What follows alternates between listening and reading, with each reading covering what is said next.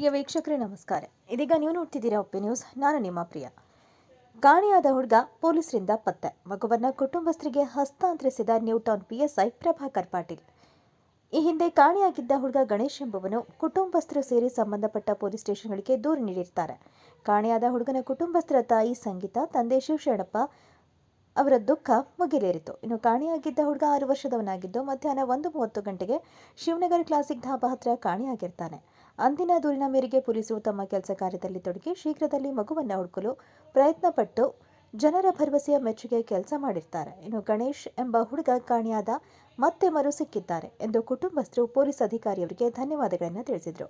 ಕಾಣೆಯಾದ ಗಣೇಶ್ ಇಂದು ಸಂಜೆ 6:30ಕ್ಕೆ ಗುರುನಗರ್ ಶಿವಮಂದಿರದಲ್ಲಿ ಸಿಕ್ಕಿರ್ತಾನೆಂದು ಕುಟುಂಬಸ್ಥರು ಮಾಹಿತಿಯನ್ನ ನೀಡಿದರು. ನ್ಯೂಟನ್ ಪೊಲೀಸ್ ಪಿಎಸ್ಐ ಆದ ಪ್ರಭಾಕರ್ ಪಾಟೀಲ್ ಅವರಿಗೆ ಧನ್ಯವಾದಗಳನ್ನು ತಿಳಿಸಿದರು. ಇದಾಗಿತ್ತು ಹೊತ್ತಿನ ವಿಶೇಷ. ಇನ್ನಿತರ ಸುದ್ದಿಗಳಿಗಾಗಿ ನೋಡ್ತಾ ಇರಿ ಒಪ್ಪೆ ನ್ಯೂಸ್.